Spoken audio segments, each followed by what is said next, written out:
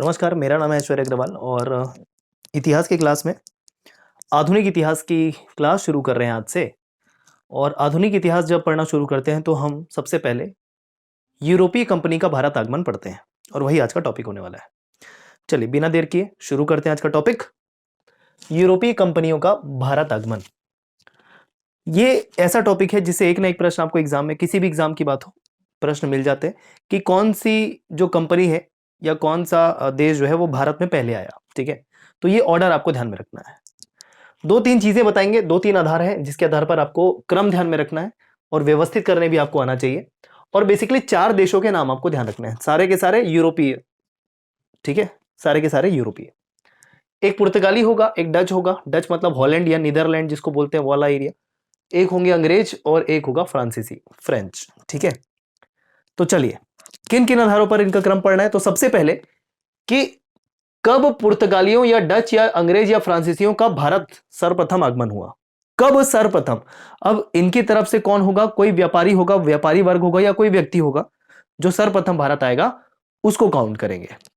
दूसरा आधार रहेगा कि इनके तरफ से कंपनी कब स्थापित की जाएगी भारत में। जैसे कि आप सभी को पता है ईस्ट इंडिया कंपनी की स्थापना हुई। ईस्ट इंडिया कंपनी जो है वो इन सभी देशों के द्वारा शुरू किया गया। बाद में हम अंग्रेजों का आधिपत्य देखते हैं पूरी तरीके से, लेकिन इन सभी देशों का ईस्ट इंडिया कंपनी में या ईस्ट इंडिया कंपनी की स्थापना भारत में हुई। तो वो क्रम हमको पढ़ना है कि किस क्रम में कौन से देश ने कंपनी की स्थापना भारत में की, और एक कब कौन से देश के द्वारा पहली बार व्यापारिक कोठी का निर्माण भारत में किया गया। ये तीन आधार आपको पढ़ने, उनका क्रम ध्यान में रखना है वर्षवार। ठीक है, तो चलिए देखते हैं दोस्तों। सबसे पहले देखिएगा कंपनियों का आगमन का क्रम। यहां पर बेसिकली कंपनी नहीं बोलना चाहिए, व्यापारी बोलना चाहिए कि सबसे पहले इन देशों के व्यापारी भारत में सर्वप्रथम कब आए या किस देश के व्यापारी सर्वप्रथम भारत में आए। तो आपने बचपन से सुना होगा भारत की खोज वास्को डी गामा के द्वारा की गई। तो क्या उसके पहले भारत को कोई नहीं जानता था? वास्को डी गामा ने भारत को खोजा, तब भारत के लोग भी भारत को जानने लगे और बाकी लोग भी भारत को जानने लगे। बचपन में ऐसा ही कुछ प्रतीत होता है, क्योंकि डिटेल में कोई नहीं बताता। ऐसा बिल्कुल नहीं है। भारत का इतिहास 5000 वर्ष पुराना है दोस्तों, ध्यान रखिएगा। आर्यों के समय से या उससे पहले भी बात करें, सिंधु घाटी सभ्यता के समय से हम भारत के बारे में जानते हैं, शायद उससे पहले भी। ठीक है, तो ऐसा नहीं है वास्को डी गामा ने भारत को खोजा था, यह यूरोपीय के संदर्भ में कहा जाता है, यूरोप के संदर्भ में कहा जाता है। लेकिन ऐसा नहीं है कि उसने खोजा तभी यूरोप भी भारत को जानता था, उससे पहले भी यूरोप का भारत के साथ व्यापार चलता था, लेकिन थल माध्यम से। ठीक है, थ्रू लैंड। अगर मैप की बात करें, यह भारत है, इधर हम जाएंगे तो अरेबियन कंट्रीज पड़ती है, फिर वहां पर यूरोप शुरू हो जाता है। तो थल मार्ग के द्वारा यूरोप का भारत के साथ व्यापार चलता था। कुछ ऐसी परिस्थितियां निर्मित हुई कि थल मार्ग से व्यापार रुक गया, तो फिर क्या चारा बचा यूरोपियों के पास। अब यूरोपीय ऐसे कि उनको व्यापार तो करना ही था। व्यापार करने के लिए भारत उन्होंने नाम सुन रखा था कि भैया बहुत संपन्न देश है। तो क्या करना था उनको समुद्र मार्ग से भारत पहुंचना था। समुद्र मार्ग से कैसे पहुंचेंगे? दो तरीके हैं। यह होगा पृथ्वी मान लेते हैं, यहां पर यह भारत, ठीक है, यहां पर यह यूरोपियन देश, यहां पर यह अमेरिका जैसा मान सकते हो आप इधर, और यहां पर आपका अफ्रीका। या तो यूरोपियन जो लोग होंगे, यूरोपीय जो होंगे, वो यहां से निकल के ऐसा करके यहां पर आएंगे भारत में। दोनों तरीके से जा सकता है ना, पृथ्वी गोल है। या तो अमेरिका की तरफ से जाइए, यहां पर इधर आ सकते हैं आप भारत के पूर्वी तट पर, या फिर यहां पर से समुद्री मार्ग से होते हुए यहां पर पहुंच जाइए भारत के पश्चिमी तट पर। क्लियर? तो सर्वप्रथम ध्यान में रखिएगा, वास्को डी गामा भारत की खोज करने निकला यूरोप से समुद्री मार्ग के द्वारा, वो पहुंच गया अमेरिका। फिर बाद में वही कुछ समय बाद इस क्षेत्र से होता हुआ वो भारत पहुंचा, भारत के पश्चिमी तट पर। तो समुद्री मार्ग से जब वो पहुंचा, तो जिस वर्ष वो भारत पहुंचा, तो बोला जाता है कि वास्को डी गामा के द्वारा भारत की खोज की गई। और ऐसा हम रटते जाते हैं।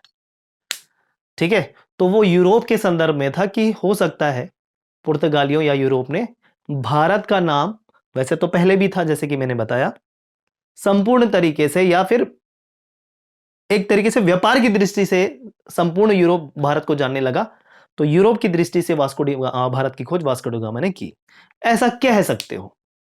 भारत की खोज हुई ऐसा नहीं। ठीक है, चलो ये तो हो गई बात। तो देखो, कंपनियों का आगमन, व्यापारियों का आगमन बोला मैंने। सबसे पहले पुर्तगाली कौन? Vasco D gamma. कब? 1498। ठीक है, 1498। इससे पहले मैंने बोला उसको, उसके द्वारा एक प्रयास किया गया 1492 में। 1492 में वो भारत की खोज के लिए निकला, लेकिन पहुंच गया अमेरिका। कहां पहुंच गया? अमेरिका, क्योंकि वो इधर तरफ बढ़ा। ठीक है, किधर बढ़ा? पश्चिम की तरफ बढ़ा, अमेरिका पहुंच गया। फिर कुछ समय बाद, कितने समय बाद? 1498, मतलब 6 वर्ष बाद, वो अमेरिका के नीचे से अफ्रीका के नीचे से होते हुए, अरब सागर को पार करते हुए वो पहुंचा भारत के पश्चिमी तट पर। ठीक है, और फिर भारत फाइनली पहुंच गया। कब? 1498 में। तो यह है 1498 में वह वर्ष जब पुर्तगाली व्यापारी या यात्री वास्को डी गामा भारत पहुंचा, और यहां से वो कुछ सामान लेकर गया और यूरोप के बाजार में बेचा। जैसे मसाले, वहां के लोगों ने भारत के मसाले इतने ज्यादा पसंद किए, इतनी ज्यादा बिक्री हुई कि सारे आने जाने का खर्च को छोड़कर 60 गुना पैसा अतिरिक्त बचा वास्को डी गामा के पास। तो सभी के कान खड़े हो गए कि भैया इतना ज्यादा बेहतरीन चीज, और यहां पर आके अगर यहां के मार्केट में बेचा जाए तो प्रॉफिट बहुत ज्यादा होगा। यहां से कंपनियों के व्यापार का सिलसिला शुरू होता है भारत में, और एक होड़ सी लग जाती है यूरोपीय देशों के मध्य भारत से व्यापार करने के लिए। ऐसा नहीं कि सिर्फ भारत के साथ किया, अन्य देशों के साथ भी किया। ठीक है, दूसरी बार आगमन हुआ, दूसरी बार नहीं बोलना चाहिए, दूसरा देश जिसका भारत आगमन हुआ वो था डच, हॉलैंड या नीदरलैंड। ठीक है, उनको डच कहते हैं। 1595 में, लगभग लगभग 100 वर्ष पहुंच रहा था नजदीक, उसके बाद, है ना। ये 1498 में और ये 1595 में डच आए भारत में। तीसरे नंबर पर आने वाले भारत में थे अंग्रेज, ब्रिटिश, 1600 में। ठीक है, डच के बाद आए, ये ध्यान रखिएगा क्रम। और चौथे नंबर पे आते हैं, सबसे अंतिम में आते हैं फ्रांसीसी, फ्रेंच। कब? 1664 में। तो ऑर्डर ध्यान रखिए, कौन से देश के व्यापारी सर्वप्रथम भारत आए? तो सबसे पहले पुर्तगाली भारत आए, फिर आए डच, फिर आए अंग्रेज, और फिर आए फ्रांसीसी। वर्ष के साथ ध्यान रखिएगा, यहां से एक ना एक प्रश्न पूछेगा, मतलब ये 3 आधार पर, 3 क्रम पे आपको एक ना एक प्रश्न पूछ देगा। क्लियर है क्या? चलिए, दूसरी बात, ये देश के व्यापारी आए, लेकिन इन्होंने प्रॉपर भारत में कंपनी स्थापित की। कंपनी, वह कंपनी जो व्यापार करेगी, वो कंपनी स्थापित की कब, उसका क्रम बताएंगे। तो देखिए, पुर्तगाली और फ्रांसीसी, इनका क्रम वैसे ही रहने वाला है, मतलब सर्वप्रथम पुर्तगाली आएंगे तो पुर्तगाली ही यहां पर कंपनी पहले स्थापित करेंगे, और सबसे आखिरी में फ्रांसीसी आएंगे तो फ्रांसीसी ही सबसे आखिरी में कंपनी स्थापित करेंगे भारत में। लेकिन डच और अंग्रेजों का क्रम बदल जाता है कंपनी स्थापित करने के क्रम में। ठीक है, तो दूसरे नंबर पे कंपनी स्थापित कर लेते हैं अंग्रेज 1600 में, जिस वर्ष आए उसी वर्ष कंपनी स्थापित कर दी इसने। और डच 1602 में, मतलब जब वो पहली बार आए उसके 7 वर्ष बाद, ऐसे भी ध्यान रख सकते हो। तो इनका ऑर्डर चेंज हो गया, पहले आए थे डच, लेकिन डच से पहले अंग्रेजों ने अपनी कंपनी स्थापित की, जिसको ईस्ट इंडिया कंपनी बोलते हैं। सभी के द्वारा जो कंपनी स्थापित की गई सभी को ईस्ट इंडिया कंपनी बोलते हैं। इसके द्वारा स्थापित की गई उसको पुर्तगाली ईस्ट इंडिया कंपनी, अंग्रेजी या British east India company, Dutch east India company, फ्रांसीसी ईस्ट इंडिया कंपनी। ठीक है, क्लियर। और 1600 में ये आप जानते हो कि एलिजाबेथ के ऑर्डर से कंपनी को भारत में व्यापार करने का अधिकार प्राप्त हुआ। क्लियर है क्या? तो ये 2 क्रम मैंने आपको बताए, एक जब इनके व्यापारी सर्वप्रथम भारत आए, कौन से देश के, और कब कंपनी स्थापित हुई इन देशों के द्वारा भारत में प्रॉपर। ठीक है कि नहीं?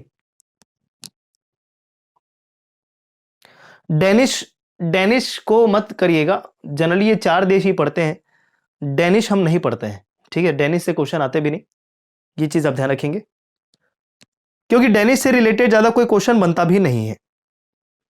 ऑर्डर डेफिनेटली ध्यान रख सकते हैं ब्रिटिशर्स के बाद डेनिश को, लेकिन डेनिश के संबंध में इस भारत के इतिहास से या यूरोपीय कंपनियों के भारत के आगमन से प्रश्न नहीं आते हैं। ठीक है, ऑर्डर रख लीजिए, कोई दिक्कत नहीं है, लेकिन इन 4 देशों के बारे में ही मुख्यतः आपको पढ़ना है और जानना है। चलिए आगे बढ़े। अब देखिए, कंपनी स्थापित हो गई, अब कारखाने खोले जाएंगे जिनको बोला जाएगा कोठी। ठीक है, क्या बोला जाएगा? कोठी। तो व्यापारिक कोठी बोलेंगे जिस क्षेत्र में व्यापार शुरू करना है, वह क्षेत्र विशेष। तो यह तीसरा आधार, प्रथम व्यापारिक कोठी कहां कहां पर स्थापित की गई इन देशों के द्वारा? देखिए, पुर्तगालियों के द्वारा प्रथम कोठी, व्यापारिक कोठी कोचीन में शुरू की गई। अब ये कोचीन को लोकेट करिए, ये कोचीन कहां है? केरल में, यहां पर। ठीक है, चलिए 1503 ध्यान रखिएगा, 1498 में आए और 1503 में व्यापारिक कोठी स्थापित की है। अंग्रेजों के द्वारा प्रथम कोठी की स्थापना सूरत में की गई 1608 में। ध्यान रखिएगा, यहां पर मैंने क्या लिखा है? यहां पर मैंने जिस देश के द्वारा दूसरी या तीसरी कोठी स्थापित की गई वो लिखा है, क्योंकि प्रथम मैंने यहां पर ऑलरेडी लिख दिया है, तो यहां पर मैंने प्रथम कोठी किस किस देश के द्वारा कहां की गई वो नहीं लिखा हुआ है। समझ में आई बात आपको? तो ये है सूरत, सूरत मतलब गुजरात। किस तट पर किस देश का भी अधिकार था ये भी आपको पता चलता है कि जैसे आप देखो, पुर्तगालियों का जो अधिकार क्षेत्र था ये वाला क्षेत्र था, मतलब पश्चिमी तट। ठीक है, गोवा में भी जाके अधिकार होता है। तो जब आप देखते हो पश्चिमी तट में पुर्तगालियों का प्रभाव आपको देखने को मिलता है, और काफी बाद में जाकर भारत को स्वतंत्रता 1947 में प्राप्त हुई, लेकिन भारत का एक क्षेत्र गोवा पुर्तगालियों से कब स्वतंत्र हुआ? 1961 में। ठीक है, ये आपको पता होना चाहिए। और यहां पर आप प्रभाव देख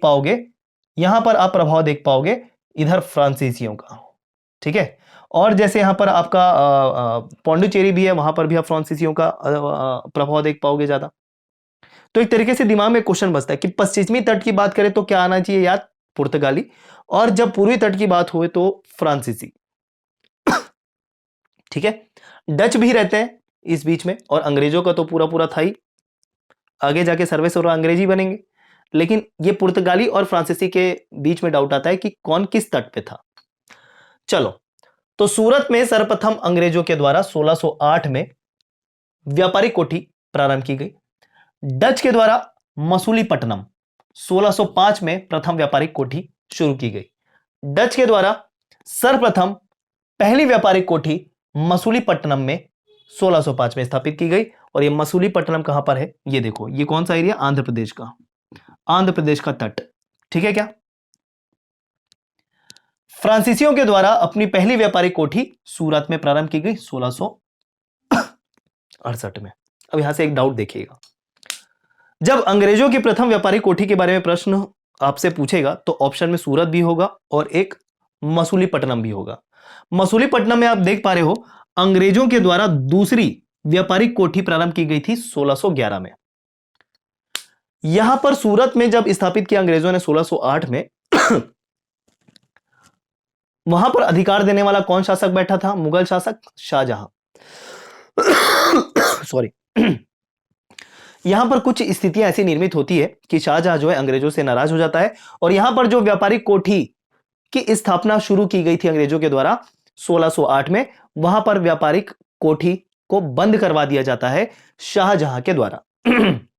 फिर बाद में जाके 1611 में अंग्रेज दूसरी कोठी मसूलीपट्टनम में शुरू करते हैं और पूरा भी कर देते हैं, जबकि सूरत में जो शुरू किया गया था अंग्रेजों के द्वारा व्यापारिक कोठी बनाने का क्रम, वो 1608 में ही समाप्त हो जाता है, पूर्ण नहीं हो पाता है। तो प्रश्न दो तरीके से होगा, अंग्रेजों के द्वारा पहला व्यापारिक कोठी कहां शुरू किया गया था? तो पहला व्यापारिक कोठी अंग्रेजों के द्वारा सूरत में ही शुरू किया गया था, जैसे मैंने बताया।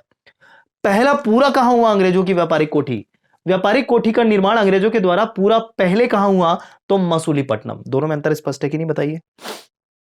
क्वेश्चन को घुमा के भी पूछ देगा, आपको क्लियर होना है। यहां पर जो अंग्रेजों ने व्यापारिक कोठी शुरू की थी वो पूरी नहीं हो पाई क्योंकि शाहजहां ने मना कर दिया। यहां पर 1611 में पहली व्यापारिक कोठी अंग्रेजों की पूरी हो पाई, जो उनकी दूसरी शुरू की गई व्यापारिक कोठी थी। हाँ या ना कमेंट करके बताएंगे भाई क्लियर हुआ है या नहीं हुआ है। आगे बढ़ सकते हैं क्या भाई? तो ये 3 आधार तीनों तरीके से याद होना चाहिए। रही बात डेनिश की, डेनिश को आपको नहीं करना है क्योंकि उनके बारे में ज्यादा जानकारी नहीं प्राप्त होती। ज्यादा क्या जानकारी प्राप्त नहीं होती है, एकदम कम आते हैं और बाय बाय हो जाते हैं। इस कारण इतिहास में ज्यादा उनको जगह नहीं दी जाती, प्रश्न भी नहीं पूछे जाते हैं। इतनी बातें अगर ध्यान रखोगे तो डेनिश अगर आ भी जाए तो उसको एडजस्ट कर डालोगे आप, कोई दिक्कत नहीं। और यहां से एक प्रश्न मान के चलो अगर इस टॉपिक से प्रश्न आया, ठीक। चलिए आगे बढ़े। अब हम बारी बारी से सबको डिस्कस करेंगे। पहले डिस्कस करेंगे जो पहले आया, पुर्तगालियों को। फिर हम डच को डिस्कस करेंगे जो दूसरे नंबर पे आए। फिर अंग्रेजों को तो पूरा डिस्कस करना है आजादी तक। और उसी बीच जब अंग्रेजों का डिस्कशन शुरू करेंगे तीसरे नंबर पे, तो फ्रांसीसियों को साथ में पढ़ेंगे भी और टाटा बाय बाय भी कर देंगे। समझ में आ रही है बात? तो चलिए पहला शुरू करते हैं पुर्तगाली। तो पुर्तगाली यहां हेडिंग डाली है लेकिन शुरू यहां से हो रहा है, देखिएगा। जैसे कि मैंने बताया 1492 में पहला प्रयास किया गया भारत को खोजने का, लेकिन पहुंच गया कहां? पुर्तगाली अमेरिका में। फिर दूसरी बात 1498 में फाइनली वो भारत पहुंचा, वास्को डी गामा। कहां से, कौन से रास्ते से? तो कैप ऑफ गुड होप वाले रास्ते से। ये समुद्री रास्ता जो यूरोप से होता हुआ अफ्रीका के नीचे, ये अफ्रीका के नीचे से होते हुए अरब सागर को पार करता हुआ भारत के पश्चिमी तट पर, और भारत के पश्चिमी तट पे कौन से स्थान पर पहुंचा वास्को डी गामा पहली बार? तो कालीकट पहुंचा। कालीकट ये भी केरल में है। कहां पर है? केरल में है। और वहां पर का एक शासक था जमोरिन, उसके द्वारा भव्य स्वागत भी किया गया इस वास्को डी गामा का। एकदम अंतर स्पष्ट। भारत पहुंचा 1498 में। किस रास्ते से? ये जो समुद्री रास्ता है, यूरोप से होता हुआ अफ्रीका के नीचे नीचे से होता हुआ मेडागास्कर, अरब सागर और भारत का पश्चिमी तट, इसको कैप ऑफ गुड होप बोला गया। क्या बोला गया? Cap of good hope. ठीक है, ये पुर्तगाली था।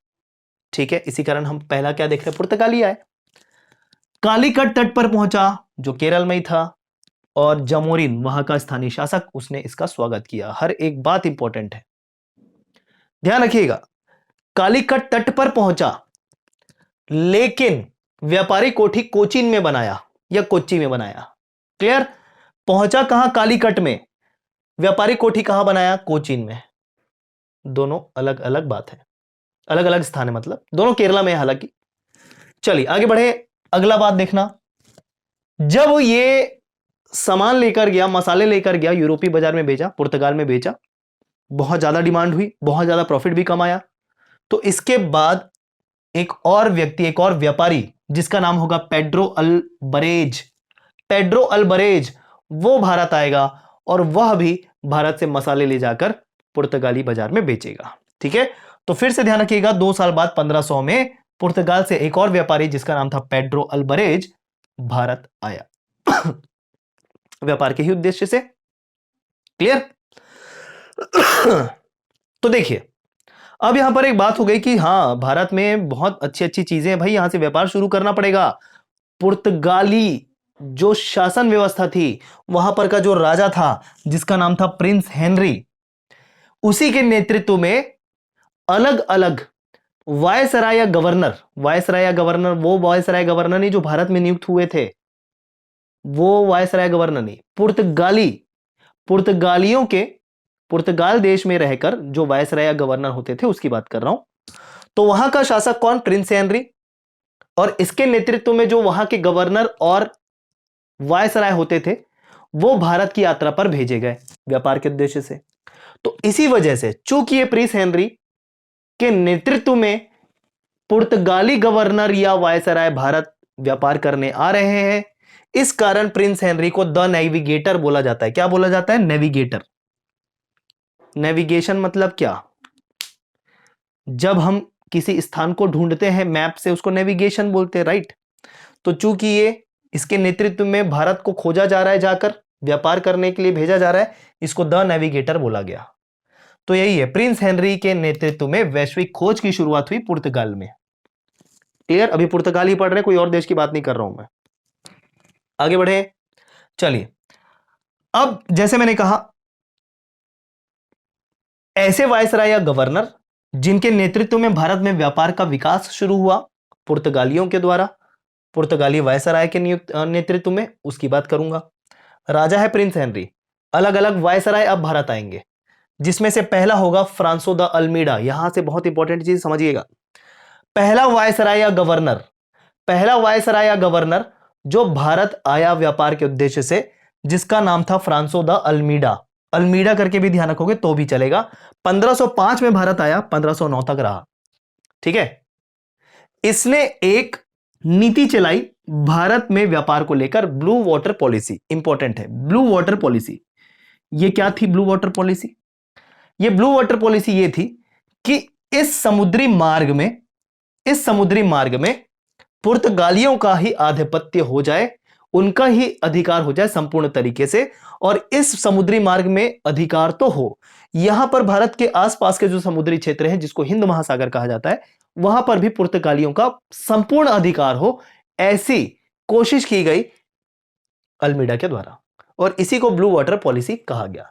हालांकि अन्य देश के अब यात्री भी आ जाएंगे, इनका पूर्ण अधिकार नहीं रहेगा। ठीक है, बाद में आएंगे हालांकि, लेकिन इसने ये पॉलिसी चलाई, और जब तक ये पॉलिसी चलाई, ये अपने अभियान में सफल भी रहा, और इसके समय तक इस वाले क्षेत्र में पुर्तगालियों का ही अधिकार रहा भारत के व्यापार के संदर्भ में। ठीक है क्या? तो फ्रांसो द अल्मीडा 1505 से 1509, चीज ध्यान रखिएगा। ब्लू वाटर पॉलिसी इसने चलाई, ध्यान रखिएगा। ठीक है। नीले पानी की नीति भी कह सकते हो हिंदी में अगर ट्रांसलेट करना चाहो। दूसरा वायसराय या गवर्नर, जो पुर्तगाली गवर्नर था या वायसराय था, वो जो भारत आया उसका नाम था अल्बुकर्क। ये सबसे इंपॉर्टेंट है भाई, ध्यान रखिएगा नाम। पुर्तगाली वायसराय या गवर्नर जो भारत आया उसमें सबसे प्रमुख नाम है अल्बुकर्क का।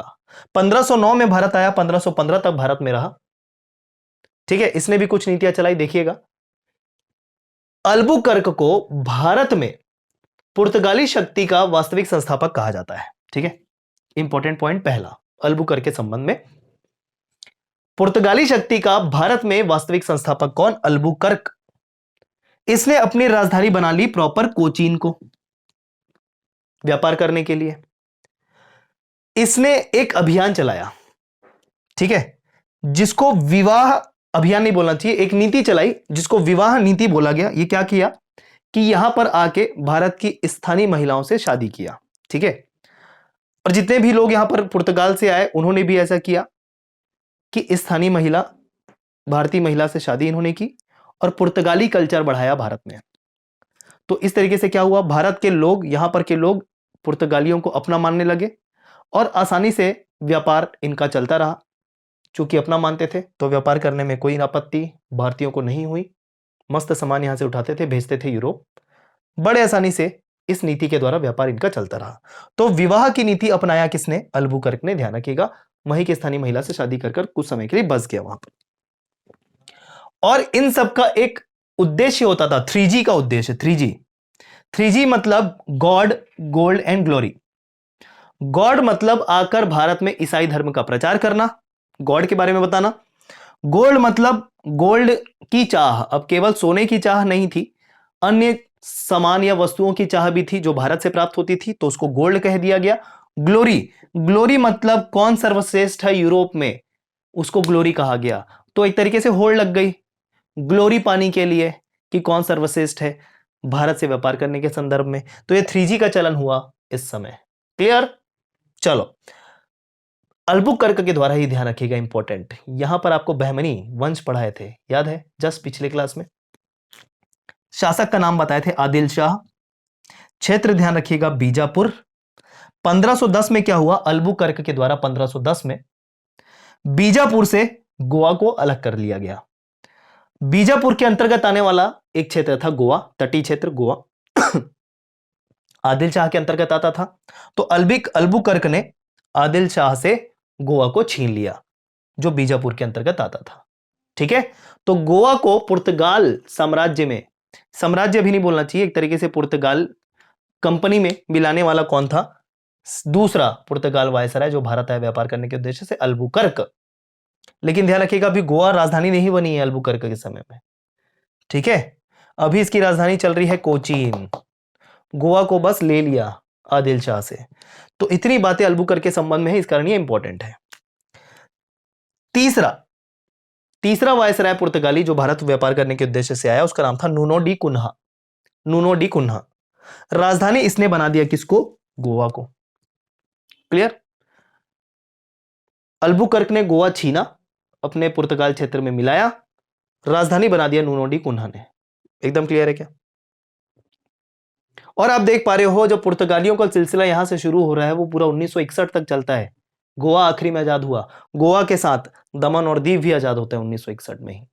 तो दमन और दीव छोटे छोटे आइलैंड वहां पर के, ये भी नूनो डी कुन्हा के द्वारा पुर्तगाली क्षेत्र में मिलाया गया। कब कब? 1535 में दीव क्षेत्र को जीता नीनो डी कुन्हा ने, और 1559 में दमन को जीता इसी वायसराय ने, और पुर्तगाली क्षेत्र में मिला लिया। तो इस प्रकार आप देख पा रहे हो पुर्तगाली क्षेत्र बढ़ता गया पश्चिमी क्षेत्र में, भारत के पश्चिमी तट पर। क्लियर है? तो इन तीनों का नाम बस आप ध्यान में रखिएगा। ओके।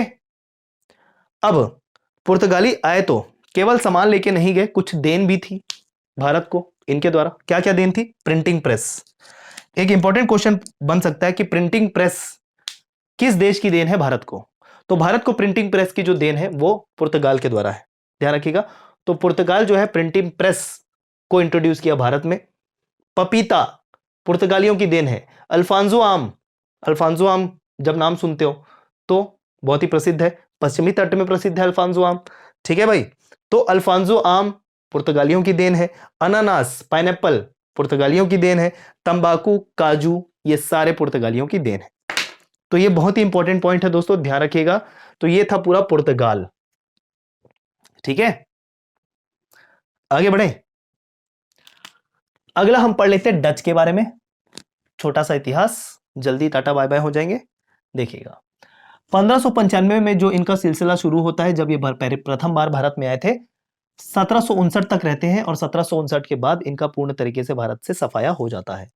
किनके नेतृत्व में भारत में पहले आए थे? तो कार्नेलियस हाउटमैन के नेतृत्व में सर्वप्रथम ये डच जो है ये भारत आए थे व्यापार करने के उद्देश्य से। ठीक है, तो ये अगर कहीं पूछ दे तो ध्यान रखिएगा, कार्नेलियस हाउटमैन। आगे बढ़े क्या?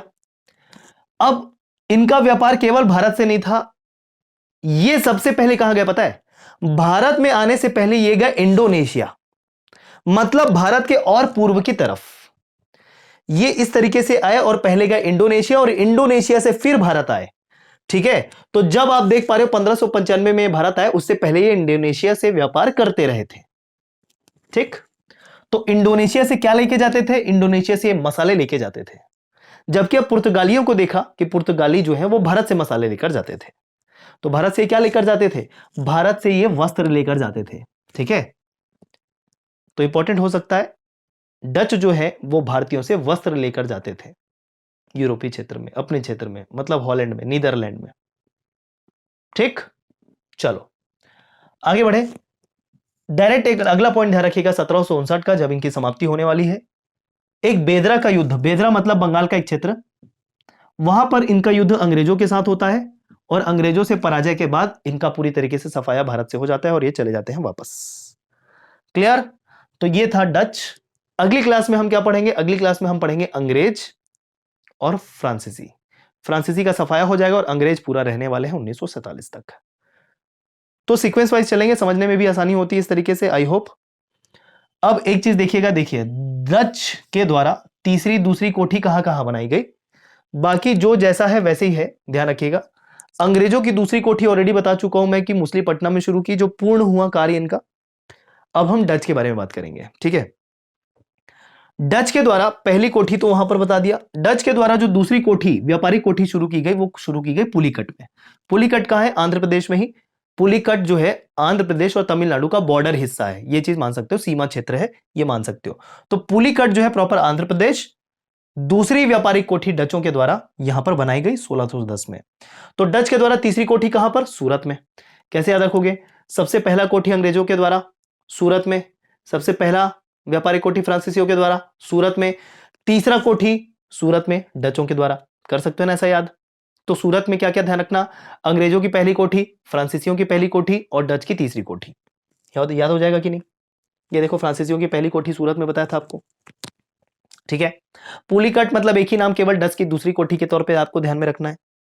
ठीक है, कोचीन तो ऑलरेडी आपको बता चुके हैं, पुर्तगालियों की ही कोठी यहां पर बनी, अंग्रेजों की पहली इधर दूसरी इधर, और फ्रांसीसियों की सूरत के अलावा एक कोठी और बनी बंगाल में चिनसूरा नामक क्षेत्र में, चिनसूरा नामक क्षेत्र में।